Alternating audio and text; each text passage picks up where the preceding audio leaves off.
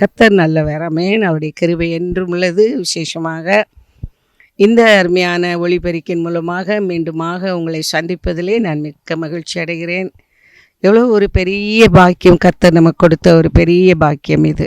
இந்த பூமியிலே நம்மை அவர் படைத்து நம்மை அனுப்பி நம்மை அவருடைய இரத்தத்தினால் மீட்டெடுத்து நம்மை அவருக்காக வாழ்வதற்கு தேவன் நம்மை முன்குறித்திருக்கிறார். இந்த நல்ல அருமையான வேளையிலும் இதன் மூலமாக அநேகர் பயனடைகிறீர்கள். அநேகர் ஃபோன் மூலமாக நேரடியாகவும் கூட இந்த செய்தியின் மூலமாக ஆசீர்வதிக்கப்பட்டு நீங்கள் உங்கள் கர்த்தருடைய நாமத்தை மகிமைப்படுத்தி வருகிறீர்கள்.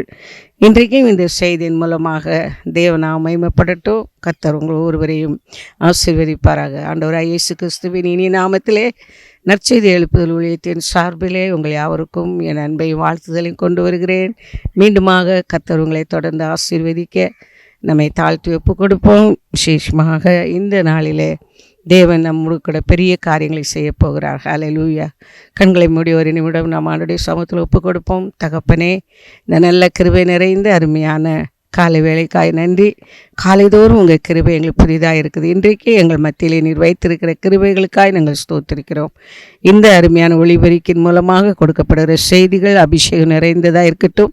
எங்களை உயிர்ப்பிக்கட்டும் ராஜா. எங்களை எல்லாரையும் நீர் உயிர்ப்பித்து பலப்படுத்தி இந்த செய்தி கேட்கிறவர்கள் பார்க்கிறவர்கள் எல்லாரும் பலனடைந்து ஆசீர்வதிக்கப்பட உங்கள் நாம் மகிமைப்பட கிருபை செய்யுங்க. இயேசுவின் நாமத்தில் பிதாவே, ஆமேன், ஆமேன். கர்த்தர் நல்லவர். இந்த நாளிலும் கர்த்தர் நமக்கு முன்பதாக வைத்திருக்கிற இந்த ஆசீர்வாதமான வார்த்தை, கர்த்தருடைய வார்த்தை என்ன என்று சொல்லி பார்க்கும் பொழுது அவர் நம்மோடு பேசுகிறது. கர்த்தர் தமது ஜனத்திற்கு பலன் கொடுப்பார்.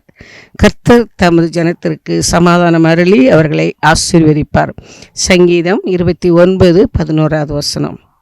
கர்த்தர் தமது ஜனத்திற்கு பலன் கொடுப்பார். கர்த்தர் தமது ஜனத்திற்கு சமாதானம் அருளி அவர்களை ஆசீர்வதிப்பார். சங்கீதம் 29:11. The Lord will give strength to his people. The Lord will bless people with peace. Psalm 29:11. இந்த பூமியில் பிறந்து வளர்ந்து வருகிற ஒவ்வொரு அருமை பிள்ளைகளும், விசேஷமாக கர்த்தருக்கு பயப்படுகிற பிள்ளைகள் யாராக இருந்தாலும் சரி, எந்த மதத்தினராக இருந்தாலும் அவர்கள் ஒன்றை நாடுகிறார்கள். என்னன்னா சமாதானம். உண்மையாகவே மெய்யாகவே கர்த்தர் ஆண்டவருக்கு பயப்படுகிற பயம், அது யாராக இருந்தாலும் ஆண்டவருக்கு பயப்படுகிற பயம் இருக்கிறவங்களுடைய உள்ளத்திலே அவங்க தேடுகிறது சமாதானத்தை தேடுகிறாங்க. கர்த்தர் அந்த சமாதானத்தை ஆண்டவராகிய இயேசு கிறிஸ்து மூலமாக நமக்கு என்ன செய்திருக்கிறார்? தேவன் இந்த பூமியிலே அருமை இரட்சகர் இயேசு கிறிஸ்துவை அனுப்பி அந்த சமாதானத்தை நமக்கு கொடுத்திருக்கிறார். ஒருவரும் கொடுக்கக்கூடாத சமாதானம், ஒருவரும் அந்த சமாதானத்தை நம்மிலிருந்து பறிக்கவும் முடியாத சமாதானம். இன்றைக்கி அதைத்தான் தேடி ஜனங்கள் அங்குமிங்குமாக அலைகிறாங்க, ஓடுறாங்க, என்னெல்லாமோ நேர்ச்சி பண்ணுறாங்க, எதையெல்லாமோ செய்து கொண்டிருக்கிறாங்க. ஆனால் இன்றைக்கு இந்த வார்த்தையின் மூலம் யார் அந்த ஆசீர்வாதத்தை எல்லாம் பெற்றுக்கொள்ள முடியும்? யாருக்கு அந்த சமாதானத்தை அவர் கொடுப்பார்? அதை நாம் எப்படி பெற்றுக்கொள்ள, அதனுடைய ஆசீர்வாதங்கள் என்ன என்பதை ஒரு சில வசனங்கள் மூலமாய் நம்ம பார்க்க போகிறோம். முதலாவதாக கர்த்தர் தமது ஜனத்திற்கு பலன் கொடுப்பார் என்று சொல்லி பார்க்கிறோம். தமது ஜனம் என்று 2 இடத்துலையும் அவர் அழகாக திட்டமாக சொல்கிறார். கர்த்தர் தமது ஜனத்துக்கு பலன் கொடுப்பார். கர்த்தர் தமது ஜனத்திற்கு சமாதானம் அருளுவார். அவங்களுக்கு தான் ஆசீர்வாதம். அப்போது அந்த தமது ஜனம்னு சொல்கிறார் இல்லையா? அந்த தமது ஜனம் என்று சொல்லும்போது யார் அந்த தமது ஜனம்? அவர் தனக்கென்று என்ன செய்கிறார்? இந்த பூமியில் ஒரு கூட்டத்தை ஆயத்தப்படுத்தி இருக்கிறார். அந்த ஒரு கூட்டத்தை ஆயத்தப்படுத்தி கொண்டே இருக்க, ஜென்ரேஷன் டு ஜென்ரேஷனாக அந்த சந்ததிகள் அவருடைய ஜனமாகவே ஆண்டவர் என்ன செய்கிறார்? எவ்வளவோ காரியங்கள் மாறி போகலாம், ஆனால் அந்த அவருடைய அழைப்பும் அவருடைய வழிநடத்துதலும் மாறாதவைகள். ஆகவே இந்த நாளில் அந்த ஜனம் யார் என்று சொல்லி நம்ம பார்க்கும்போது, தீத்து எழுதின நிருபத்திலே பரிசுத்த பவுல் என்கிற அருமையான தெய்வ மனுஷன் விதமாக சொல்கிறார். 2ஆம் அதிகாரம் 14வது வசனம். என்ன வசனம் என்று சொல்லி பார்க்கும்போது, அவர் நம்மை சகல அக்கிரமங்களினின்று மீட்டு கொண்டு தமக்குரிய சொந்த ஜனங்களாகவும் நற்கிரியைகளை செய்ய பக்தி வைராக்கியம் உள்ளவர்களாகவும் நம்மை சுதந்திரிக்கும்படி நமக்காக தம்மை தாமே ஒப்பு கொடுத்தார். அப்போ யார் அவருடைய சொந்த ஜனம்? தமக்குரிய சொந்த ஜனங்கள். ஆண்டவர் தனக்கென்று ஒரு கூட்டத்தை சொந்த ஜனம் சொல்றார். அவங்க யார் என்று சொல்லி பார்த்தோமானால், பாவங்கள் மன்னிக்கப்பட்டவர்கள். பாவங்கள் யாரெல்லாம் ஆண்டவராய் இயேசு கிறிஸ்துவை சொந்த இரட்சகராய் ஏற்றுக்கொண்டு யாரெல்லாம் இந்த பூமியிலே இயேசுக்கு விசுவாசம் உள்ளவர்களாக வாழ வேண்டும் என்று ஒப்பு கொடுத்து இருக்கிறார்களோ அவர்களை தமக்கு சொந்த ஜனங்களாக ஆண்டவர் என்ன செய்கிறார், வழி நடத்துகிறார். அவர்கள் ஒருவேளை சில நேரங்களில் நம்ம நினைக்கலாம், வெளிப்படையாக அவர்கள் அதை சொல்லவும் முடியாது. சில குடும்பங்களில் பார்க்கும் பொழுது பலவிதமான நெருக்கங்கள் பாடுகள் இருக்கும். ஆனால் அவங்க உள்ளத்தில் ஆண்டவராய் இயேசு இருக்கிறார். ஆண்டவராய் இயேசு கிறிஸ்துவை விசுவாசித்து உள்ளத்தில் வைத்திருக்கிற எல்லா ஜனமும் எல்லா குடும்பமும் ஆண்டவருக்கு சொந்த ஜனங்கள். அப்போ அவருக்கு சொந்தமான ஜனங்களுக்கு அவர் முதலாவது அவர் என்ன கொடுக்கிறார் என்றால் பலன் கொடுக்கிறார். அவர் தன்னுடைய பலனை கொடுக்கிறார், தன்னுடைய அபிஷேகத்தை கொடுக்கிறார். பலன் கொடுத்தாதான் நம்ம எந்த காரியத்தையும் செய்ய முடியும். இன்னும் மாத்திரமல்ல, நீங்களோ அவருக்கு சொந்த ஜனம் என்று சொல்லி பரிசுத்த பேதுரு 1 பேதுரு 2ஆம் அதிகாரம் 9-10 வசனங்களிலே பார்க்கலாம். 1 பேதுரு 2ஆம் அதிகாரம் 9-10 வசனங்களிலே நம்ம பார்க்கும் பொழுது 1 பேதுரு 2ஆம் அதிகாரம் 9வது வசனமும் 10வது வசனமும், நீங்களோ உங்களை அந்தகாரத்தில் நின்று நம்முடைய ஆச்சரியமான ஒளிநிடத்திற்கு வரவழைத்தவருடைய புண்ணியங்களை அறிவிக்கும்படி தெரிந்து கொள்ளப்பட்ட சந்ததியாயும். இப்போ அதான் நடந்துட்டு இருக்கு.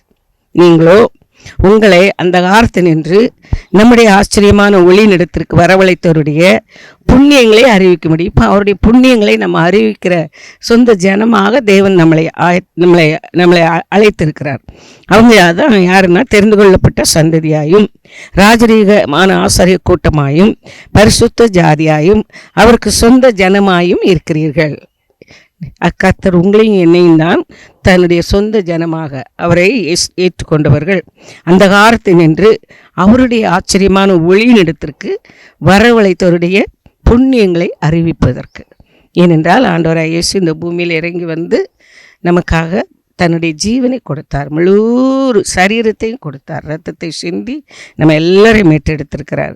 ஆகவே நாம் இனி புறஜாதிகள் அல்ல, நாம் அவருக்கு சொந்த ஜனம். அந்த சொந்த ஜனத்துக்கு தான் அவர் என்ன செய்கிறாரு, தம்முடைய பலனை கொடுக்கிறார்.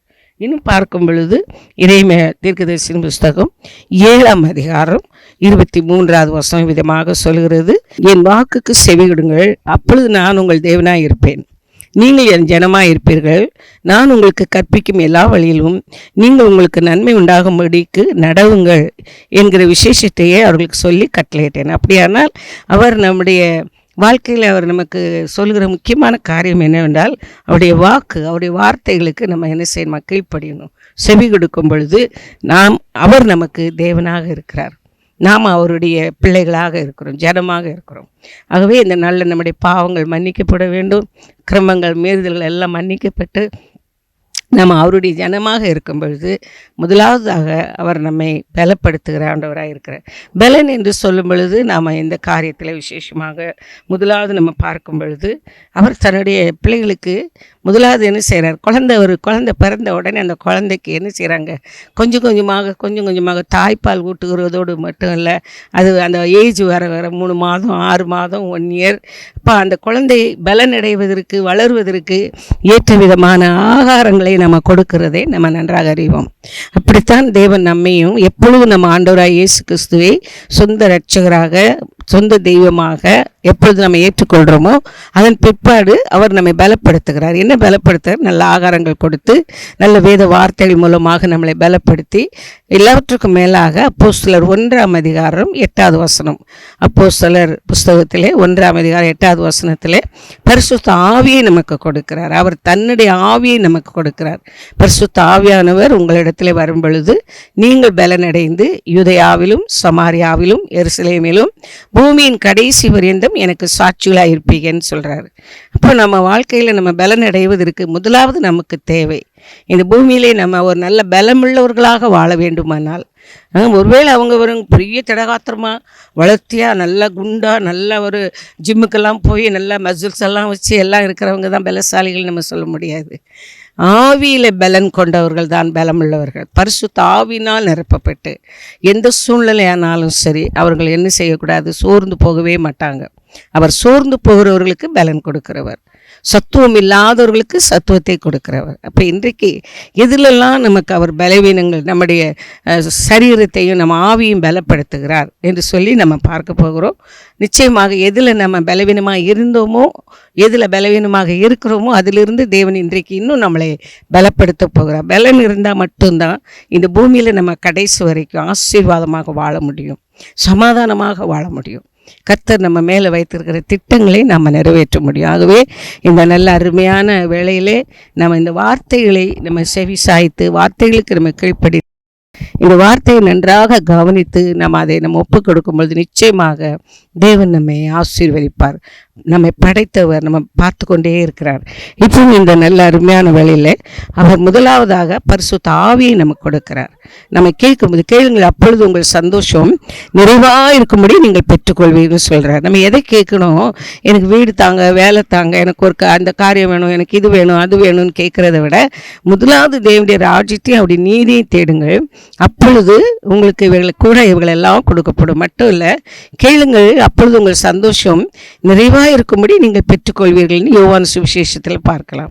அப்போது நம்ம எதை கேட்கணுமா? சந்தோஷத்தை கேட்கணும். பரிசுத்த ஆவியானவரால் நிரப்பப்பட்ட சந்தோஷத்தை நம்ம தேவனிடத்தில் கேட்கும் பொழுது அவர் பரிசுத்த ஆவியின் நிறைவை நமக்கு கொடுப்பார். அந்த பரிசுத்த ஆவியானவர் மூலம்தான் நம்ம பலனடைந்து அவர் ஞானத்திலும் வளர்த்திலும் தேவனுடைய கிருபையிலும் மனுஷருடைய தயவிலும் அதிகமாய் விருத்தி அடைந்தார் என்று லூக்கா எழுதின சுவிசேஷம் 2ஆம் அதிகாரம் கடைசி வசனத்தில் பார்க்கலாம். அப்போ இந்த நாளில் ஆண்டவர் நமக்கு கொடுக்கிற அந்த ஆவியின் பலன் நம்முடைய கடைசி வரை இந்த முதிர் வயதிலும் நம்மை கனி கொடுக்கிறவர்களாக மாற்றும். நம்ம எந்த சூழ்நிலை நம்ம பாருங்கள், ஒரு குழந்தை பிறந்து அது வளர்ந்து அது படித்து அது பட்டம் பெற்று அது வேலைக்கு போய் அதுக்கு திருமணமாகி திரும்ப அவங்க சந்ததிகள் உருவாகி இப்படி எத்தனை ஜென்ரேஷன், கிட்டத்தட்ட ஒரு பிள்ளையை நம்ம இது பண்ணும்போது ஒரு 2-3 ஜென்ரேஷனில் வரைக்கும் தேவன் அவங்களை பாதுகாக்கிறார். அது விசேஷமாக நாம் அவருடைய ஜனமாக இருக்கும்போது நமக்குள்ளாக அந்த பெர்ஃபெக்ஷன், நல்ல ஒரு பூரணத்தை அவர் கொடுக்கிறார். ஒருவேளை சிறிய வயதில் சிலர் மரித்து போகலாம், சில ஏஜ் கொஞ்சம் கம்மியான இதில் அவங்க என்ன செய்யலாம், இறந்து போகலாம். அதனால அவங்களுடைய வாழ்க்கை குறுகினது என்று சொல்ல முடியாது. அவங்க இருக்கிற நாட்கள் அது வேகமாக ஆண்டவருக்காக ஓடி முடித்திருப்பார்கள். அவங்க வாழ்ந்த நாட்களில் அவங்க ஆண்டவருக்காக சாட்சியாக பரிசுத்த ஆவியானுடைய ஒத்தாசையோடு ஆண்டவர் என்னெல்லாம் அவங்கள கொண்டு செய்யணும்னு திட்டம் வைத்தாரோ அவைகளை எல்லாம் செய்வாங்க. சிலர் 40 வயதாக இருக்கும், சிலர் 50 வயதாக இருக்கும், சில வாலிப பிள்ளைகள் கூட ஆண்டவருக்கு தங்களை ஒப்பு கொடுத்த பிள்ளைகள், எத்தனையோ பிள்ளைகள் மரித்து போகிறாங்க. அதுக்காக நம்ம அவங்கள அவங்க குறைவானவர்கள் சொல்ல முடியாது. கர்த்தர் அவங்க மேலே வைத்திருக்கிற திட்டங்களை அவர் கண்டிப்பாக நிறைவேற்றியிருப்பார். ஆகவே இந்த நல்ல அருமையான வேளையிலே நம்மை நாமே முதலாவது ஆராய்ந்து, அப்பா உங்கள் ஆவி எனக்குள்ளாக வேண்டும், உங்கள் பரிசுத்த ஆவி எனக்கு வேண்டும். அந்த பரிசுத்த ஆவியான நமக்குள்ள இருந்தால் நம்ம நடக்க வேண்டிய வழிகளை நமக்கு போதிப்பார், நமக்கு நல்ல ஆலோசனைகளை தருவார். அவர் கண்கள் எப்பொழுதும் நம்ம மேலே இருக்குமா, நோக்கமாக இருக்குமா, எல்லா வித வரப்போகிற விபத்துகள், நாசம், மோசங்கள் எல்லாவற்றிலிருந்தும் நம்மை கிருபையாக விலக்கி நம்மளை பாதுகாப்பார். ஆகவே இந்த நல்ல அருமையான வேளையில் பலமுள்ளவர்களாய் நம்ம இந்த பூமியிலே வாழ்வதற்கு பரிசுத்தம், நமக்கு பரிசுத்த ஆவியானுடைய ஒத்தாசை நமக்கு தேவை. அது மாத்திரம் இல்லை, நெகேமியா 8ஆம் அதிகாரம் 10வது வசனத்தில் நெகேமியா சொல்கிறாரு, கர்த்தருக்குள் மகிழ்ச்சியாக இருப்பதே உங்கள் பலன். எனக்கு அருமையானவர்கள், எனக்கு இந்த வசனங்களெல்லாம் தியானிக்கும் போது ஆவியானவர் என்னுடைய ஆவி ஆத்தும சரியம் என் எலும்புகளெல்லாம் பலன் அடைந்ததை நான் நன்றாக உணர்கிறேன். இன்றைக்கு இந்த நாள் வரையில், இந்த வயது முதிர்ந்த நாளிலும் என்னுடைய எலும்புகள், நரம்புகள், தசைகள் எல்லாம் புது பலன் அடைகிறதை நான் நன்றாக உணர்கிறேன்.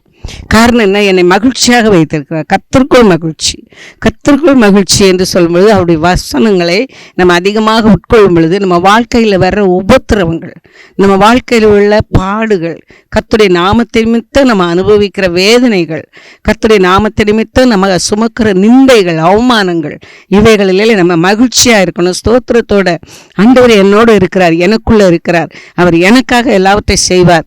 இந்த சந்தோஷத்தோடு நம்ம வாழ்க்கையை நம்ம நடத்த நடத்தும் பொழுது அதுதான் கர்த்தருக்குள் மகிழ்ச்சி. அப்படி இருக்கிறவங்க நிச்சயமாக ஒரு நாள் எந்த காரியத்தில் அவங்க சோர்ந்து போக மாட்டாங்க. அவங்க வாழ்க்கை பயணங்கள் நல்ல சமாதானம் உள்ளதாக இருக்கும், இனிமையானதாக இருக்கும். அவங்க வாழ்க்கை சரியான பாதையில் அவங்க நடப்பாங்க. அதனால் இந்த நல்ல அருமையான வேளையில் கர்த்தருடைய கரத்தில் நம்மை தாழ்த்தி ஒப்பு கொடுப்போம்.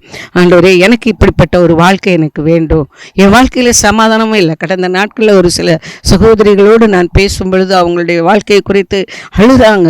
எனக்கு ஒரு சமாதானம் இல்லைம்மா, வீட்லேயும் இல்லை, எந்த சூழ்நிலையிலும் எனக்கு எந்த பிள்ளைங்களாலும் எதுலேயும் எனக்கு சந்தோஷம் இல்லை, சமாதானம், எனக்கு பலனும் இல்லை, எனக்கு இந்த மாதிரி இருக்கு. அப்போ கர்த்தரோடு கூட அவர்களை வழி நடத்தும் போது கர்த்தர் அவர்கள் மூலமாக நல்ல சாட்சிகளை எழுப்பி கொடுத்தார். இந்த நல்ல அருமையான வேளையில் அவர் நம்மை பலப்படுத்துகிற ஆண்டவராக இருக்கிறார். அதனால தான் பிலிப்பியர் 4ஆம் அதிகாரத்தில் என் தேவன் தம்முடைய ஐஸ்வரியத்தின்படி உங்கள் குறைவுகளை எல்லாம் கிறிஸ்து இயேசுவுக்குள் மகிமையிலே உங்களை நிறைவாக்குவார். என்னை பலப்படுத்துகிற கிறிஸ்துவினாலே எல்லாவற்றையும் செய்ய எனக்கு பலன் உண்டு. இப்போ நம்ம சொல்ல முடியுமா தைரியமா, எனக்கு இந்த வேலை செய்ய முடியாது, இந்த வேலை செய்ய பலன் இல்லை, இந்த காரியம் செய்ய எனக்கு ஞானம் இல்லை, பலன் இல்லை சொல்ல முடியாது. நிச்சயமாக கர்த்தர் நம்மளோடு இருப்பாரானால் நிச்சயமாக நம்ம பலமுள்ளவர்களாக இருப்போம். நீதிமொழிகளில் ஒரு வசனத்தை நம்ம பார்க்க முடியும். 24ஆம் அதிகாரம் 5வது வசனம், ஞானம் உள்ளவர்கள் பலமுள்ளவர்கள். எந்த ஒரு காரியத்தை நம்ம செய்யும்போதும் ஞானத்தோடு நம்ம செய்வோமானால் அந்த பரம ஞானம், டிவைன் விஸ்டம், அந்த ஞானம் நமக்குள்ளாக இருக்குமானால் நம்ம செய்கிற காரியங்கள் எல்லாவற்றிலும் நம்ம பலம் உள்ளவர்களாக அது சக்ஸஸ்ஃபுல்லாக இருக்கும். நிச்சயமாக நம்ம தோற்று போகவே மாட்டோம். நம்ம செய்கிறது கரெக்டாக இருக்கும். கர்த்தருக்கு பயப்படுற பயம் மட்டும் அந்த ஞானம் பரத்திலிருந்து வருகிற ஞானம் அது முதலாவது சுத்தம் உள்ளது. ஆண்டவராகிய இயேசு கிறிஸ்துவினுடைய இரத்தத்தினால கழுவப்பட்ட பிள்ளைகள். அந்த ஞானம் சமாதானம் நிறைந்தது, அது சாந்தம் உள்ளது, அது இணக்கம் உள்ளது, அது இரக்கம் உள்ளது, அது நல்ல கனிகள் நிறைந்தது, பட்சபாதமற்றது, மாயமற்றது, 7 பில்லர் அதில் இருக்குது. அப்போ இந்த ஞானம் உள்ளவர்கள் என்ன செய்வாங்க? பலம் உள்ளவர்களாக இருப்பாங்களாம். அது மட்டும் இல்லை, ஏசாயா 40ஆம் அதிகாரம் 15வது வசனம் சொல்கிறது, அவங்க அமெரிக்கையின் நம்பிக்கையுமே உங்களுடைய பலன். உங்கள் வாழ்க்கையில் பிரச்சனை வந்துதா, உங்கள் வாழ்க்கையில் நெருக்கம் வருதா, உங்கள் வாழ்க்கையில் கஷ்டம் இருக்குதா, வியாதி இருக்குதா, நம்ம பதற வேண்டாம், அங்கே இங்கும் ஓட வேண்டாம், எந்த விதத்தில் நம்ம சோர்ந்து போக வேண்டிய அவசியம் இல்லை. நம்ம என்ன செய்யணுமா? அமைதியாக இருக்கணும், நல்ல நிதானமாக எல்லா காரியங்களையும். அமெரிக்கையும் நம்பிக்கை, ஆண்டவர் பேரில் ஒரு நம்பிக்கை நமக்கு வரணும். என்னை படைத்தவர், என்னை அழைத்தவர், என்னை அவருடைய ரத்தத்தினால் மீட்டெடுத்தவர் நிச்சயமாக என்னை வழி நடத்துவார் என்ற நம்பிக்கை நமக்கு இருக்கும்போது நமக்கு ஒரு நல்ல பலன் கிடைக்கும். அமெரிக்கையின் நம்பிக்கையுமே நம்முடைய பலன். நமக்குள்ளாக எந்த பிரச்சனை வந்தாலும் நாமே அவருடைய சமூகத்தில் ஒப்பு கொடுத்து, அப்பா உங்கள் பலத்தை எனக்கு தாங்க, பலத்தின் மேலே பலன் அடைவோம். அப்போ இன்றைக்கு பரிசுத்த ஆவியார் உங்களிடத்தில் வரும் பொழுது நீங்கள் பலன் அடைவீர்கள். நீங்கள் யூதேயாவிலும் உங்கள் சொந்த குடும்பத்தில், சமாரியாவில், வெளி இடங்களில், அதுக்கப்புறம் பிரச்சாரிகள் மத்தியில், முன்பின் தெரியாத இடங்கள்லாம் போகும்பொழுது தெய்வன் உங்களோடு இருந்து உங்களை அருமையாக நடத்துவார். அதுக்கப்புறம் அவங்களுக்கு கிடைக்கிற காரியம் என்ன தெரியுமா? ஆசீர்வாதம், சமாதானம். அவர் தம்முடைய ஜனத்திற்கு சமாதானம் அருளுகிறார். இன்றைக்கு அந்த சமாதானத்தை தேவன் உங்களுக்கு கிருபையாக கட்டளையிடுகிறார். அந்த சமாதானம் யோவான் 14ஆம் அதிகாரத்தில் நம்ம பார்க்கலாம். ஆண்டவராகிய இயேசு சொல்கிறார், என் சமாதானத்தை நான் உங்களுக்கு தருகிறேன் என்று சொல்கிறார். யோவான் 14ஆம் அதிகாரம் 27வது வசனத்தில் பார்க்கலாம். சமாதானத்தை உங்களுக்கு வைத்து போகிறேன், என்னுடைய சமாதானத்தை உங்களுக்கு கொடுக்கிறேன், உலகம் கொடுக்கிற பிரகாரம் நான் உங்களுக்கு கொடுக்கிறதில்லை. உங்கள் இருதயம் கலங்காமலும் பயப்படாமலும் இருப்பதாக. பாருங்க, நம்ம வாழ்க்கையில் ஒரு சின்ன பிரச்சனை அல்ல நம்ம குழந்தைக்கு தான் ஒரு வியாதி வந்துச்சுனாலும் நம்ம உடனே என்ன பண்ணிடுறோம் தெரியுமா? பயப்படுறோம். அடுத்தது கலங்குறோம், எங்கே போகலாம், என்ன செய்யலாம், ஐயோ இந்த வியாதி எப்படி ஆகுமோ, இந்த வியாதிக்கு எவ்வளோ பணம் செலவாகுமோ, இது எந்த டாக்டர்கிட்ட கொண்டு போகிறது, அல்ல இந்த பிரச்சனைக்கு என்ன நமக்கு சொல்யூஷன் என்ன, இதுக்கு தீர்வு என்ன, இப்படி நம்ம பல விதத்தில் மண்டையை போட்டு குழப்பி எடுத்து வீடு எப்படியோ ஆயிரும். ஆனால் அவர் சொல்கிறாரு, நான் உங்களுக்கு சமாதானத்தை தருகிறேன். வியாதி வந்தாலும் அதில் ஒரு சமாதானம், பிரச்சனை வந்தாலும் அதில் ஒரு சமாதானம், பண நெருக்கடிகள் வந்தாலும் அதில் ஒரு சமாதானம். எல்லாரும் இந்த உலகத்தில் உங்களுக்கு உபத்திரங்கள் உண்டுன்னு சொல்லிட்டார். யோவான் 16:33 ஆண்டவரை சொல்றாரு, உலகத்தில் உங்களுக்கு உபத்திரம், உங்களுடைய திடன் கொள்ளுங்கள், நான் உலகத்தை ஜெயித்தேன். ஏனென்றால் அவரே இந்த பூமியில அவ்வளவு உபத்திரங்களையும் பாடுகளையும் அவர் என்ன அனுபவிச்சார். அவர் சுமந்தார், நிந்தைகளை சுமந்தார். பாருங்க, அவர் அனுபவிச்சதுல 1% கூட நம்ம யாருமே இன்னும் அனுபவிக்கல. நம்ம சொல்கிறோம் ரத்த சாட்சியாக மறிக்கிறாங்க, அப்படி செய்கிறாங்க, இப்படி செய்கிறாங்கன்னு. ஆனால் அவரை போல யாருமே ஒன்றுமே செய்ய முடியாது, நம்ம செய்யவும் இல்லை.